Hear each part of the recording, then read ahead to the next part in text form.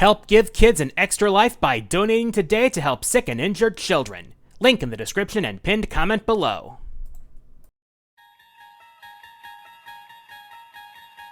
You start this game by inserting a quarter into your imagination. Pressing the start button unlocks another dimension. A dimension of sprites, a dimension of vectors, a dimension of chiptunes. You're beginning a level of mind and matter between dream and reality. You've just crossed into the arcade zone.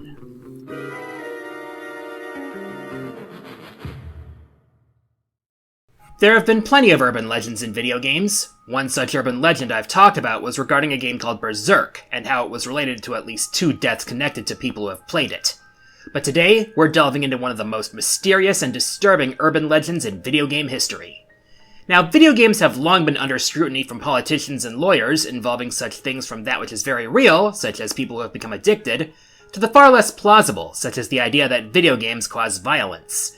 But legends have told a story about an arcade game so ominous, it's become not only a legend, but a conspiracy theory.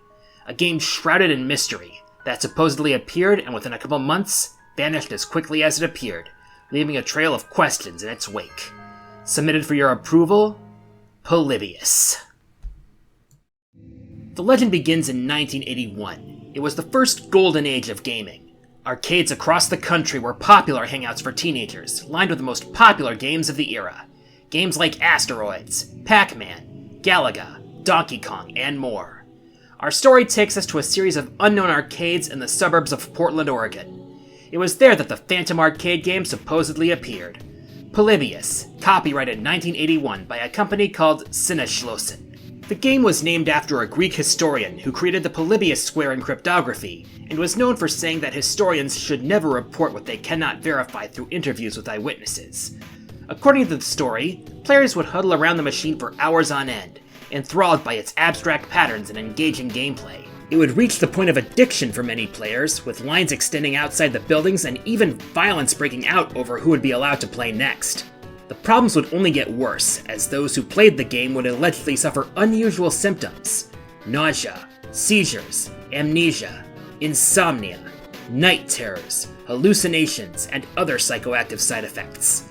These effects tied into the name of the supposed publisher of the game, Sinneschlossen, made from German words meaning sense and deletion, or more appropriately, sensory deprivation. And as if these disturbing side effects weren't enough, the machines for this game were said to be regularly visited by men in black suits, possibly government agents, allegedly analyzing the machines for data related to these effects. This led some gamers to believe that this game was a secret government project to study or even recruit gamers. And then, roughly a month after the game first appeared in these backwater arcades, it vanished, never to be seen again. At least, that's what the legend said. But how did this story spread in the first place? The first known appearance of the legend on the internet was on August 3rd, 1998, when a page appeared on coinop.org relaying details about the game, claiming that it was developed by a military offshoot group, possibly using algorithms developed by the CIA. The game was described as being an abstract action game with some puzzle elements involved. There was also a title screen image linked on the page with the game's logo and copyright information. Later, in 2003, an issue of the then-popular game magazine GamePro featured the story in its Secrets and Lies segment, at the request of Kurt Kohler, the owner of coinop.org. Despite no concrete evidence of the game's existence, the story was labeled as inconclusive, continuing to stoke the fires of imagination. And despite claims of the existence of a ROM for the game, no such ROM ever turned up. Then, in 2006, a user by the supposed name of Stephen Roach made a post on the CoinOp page. He claimed to have worked for Sinneschlossen during the development of Polybius. According to this story, Sinneschlossen was a company founded in the late 1970s working on parts for circuit boards, but they were approached by an unnamed South American company to create a brand new video game. By combining raster and vector graphics, they supposedly created something addicting and innovative, which pleased their backers, convincing them to give the game a limited release. But after the first reports of an epileptic seizure from someone who had played the game, Sinneschlossen pulled the plug. Of course, the post was long, rambling, and full of typos and grammatical errors, to the point of being copy-pasta material, and did little to convince most people of its authenticity or of the game's existence itself. The page on CoinOp was last updated in May of 2009, claiming that Stephen Roach was, and I quote, full of himself. The person who updated the page claimed to have obtained new information about the game, and one of their people would be flying out to Kiev, Ukraine, in regards to this new information. But as of today, the official verdict is that the story was a hoax, and the game officially did not exist. However, just because the game itself didn't exist, doesn't mean that there weren't elements of truth behind it all. The most likely story was that the myth of Polybius was cobbled together from various events that did in fact happen. As far as the first item, addiction, goes, there has been plenty of research on such addictions. Enough, in fact, that the World Health Organization included it in the 11th edition of its International Statistical Classification of Diseases and Related Health Problems, or ICD-11 for short. But that was released in 2018 and approved in 2019. And while the American Psychiatric Association has not yet recognized it as a mental disorder, there are still ongoing studies. As far as the other symptoms go, there have been actual reports of people getting sick playing video games. I've already talked about the incidents concerning Berserk in the past, so check that out later if you haven't already. But let's focus back on Portland. As it turns out, in 1981, there were at least 2 incidents of people getting sick from playing video games in the arcade. On November 28, 1981, there was an article in the Eugene Register-Guard regarding one Brian Morrow, a 12-year-old video game whiz from Beaverton, a suburb of Portland. The boy had spent over 28 hours playing Asteroids in an attempt to beat the world record of over 30 million points that had been previously set by Dennis Hernandez. However, after reaching just over 14 million points, Morrow began suffering from nausea, due to nervousness and, as an arcade employee put it, too many cokes. In a bizarre coincidence, Kat Despira, a researcher for the vintage gaming publication Retrocade, discovered that a boy named Michael Lopez had developed a migraine while playing another Atari game, Tempest, on the same day, and in that same arcade. He was reported to the police when he collapsed on a neighbor's lawn in pain. 2 people getting sick from games on the same day in the same arcade? Surely there had to be a connection of some kind, right? This is the sort of thing that can create hysteria. As far as seizures go, there were at least 9 cases of people getting seizures during the 80s related to video games due to a condition called photosensitive epilepsy. It's rare, but very real. In fact, since mid-1991, video games have had to carry warning labels for people with epilepsy. And don't get me freaking started on MMO marathon sessions. I mean, yeesh. But those men in black suits, surely those had to be pure myth, right? I mean, so many conspiracy theories include those feds, so that has to be fiction, correct? About that.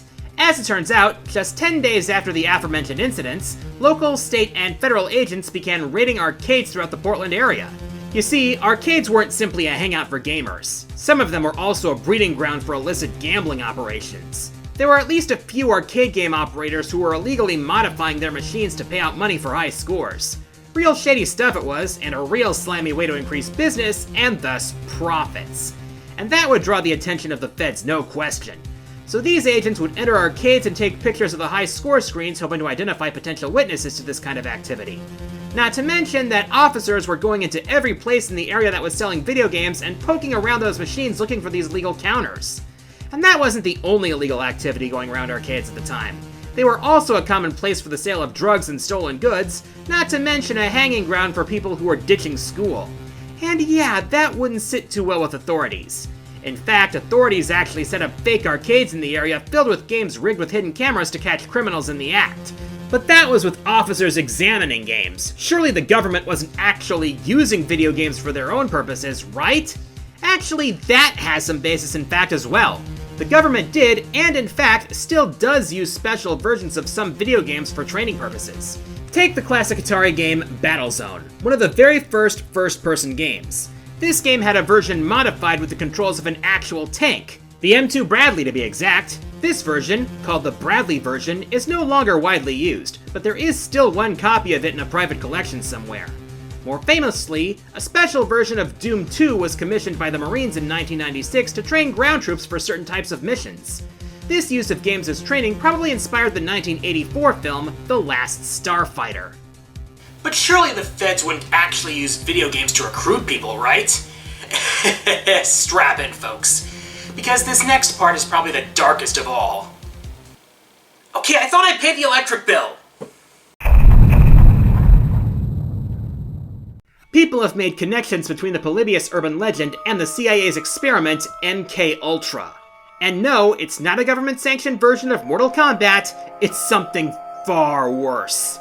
In 1953, the CIA sanctioned an experimental program with the goal of developing techniques that could be utilized in interrogation and even mind control. Even with the test subjects that were willing, the experiments involved dangerous drugs and procedures. But some subjects were US and Canadian citizens who were completely unaware of just what was going on. What made this project especially infamous was the fact that some of these experiments were straight up illegal, involving such atrocities as extreme isolation, sensory deprivation, physical torture, verbal abuse, and worse. And when the project was first exposed to the public, all evidence was ordered to be destroyed. Not to mention, there was the testimony of participants in the program, so by the time that the project was officially halted in 1973, the people at least had some idea that there was some seriously messed up stuff going on. For a couple years, MKUltra was still believed to be just a conspiracy theory. But in 1977, a Freedom of Information Act request unearthed over 20,000 documents related to the project. Given that such a heinous project actually happened, it's little surprise that some people would connect this to Polybius. However, there was nothing in the documents mentioning video games at all. On top of that, the alleged copyright date for Polybius was 1981, 8 years after the project was officially halted.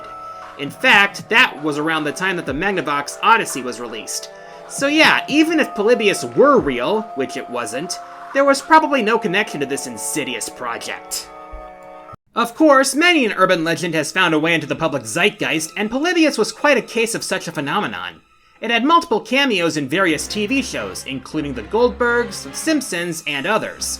It was the main focus of an episode of Dimension 404, was shown in the Marvel series Loki as being pruned from a variant timeline, and was also shown in the Amazon Prime series Paper Girls as being part of an alternate 80s history.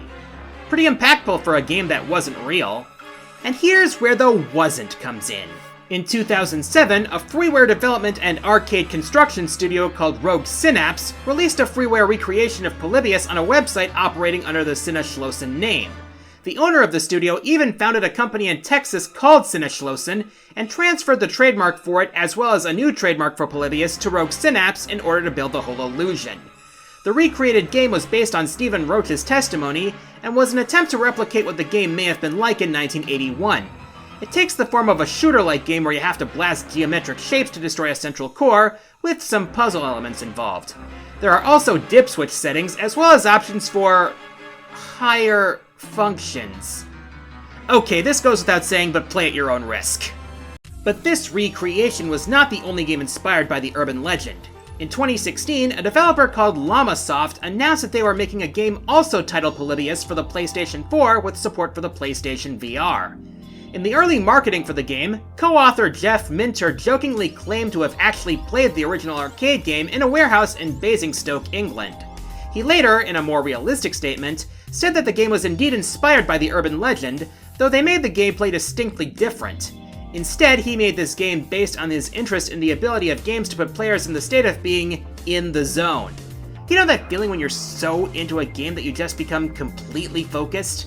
Yeah, like that. He was also inspired by the positive psychological effects of playing VR games, including other games that Llamasoft had developed. Other games that inspired this Polybius included Space Harrier, Afterburner, and Stun Runner. The game was released for PS4 in 2017, with a PC release the following year, with support for both desktop and VR modes. This game is an on-rails shooter with intense visuals and continuous forward motion intended to minimize the risk of virtual reality sickness. A customized version of the game would be featured in the music video for the Nine Inch Nails song Less Than, so that furthers the reach of not only this game, but the urban legend as well. But all the recreations in the world don't make an urban legend real. After all, an urban legend is just that, a legend. But all legends have some degree of truth behind them, and those pieces of truth that are stacked together to create the legend only make things more intriguing. Such ideas are what make Polybius such a strange subject. And that's a high score that can only be achieved in the arcade zone. Join us next month when we look at some interesting video game gimmicks. I'm the Quarter Guy, and until next time, the arcade is closed.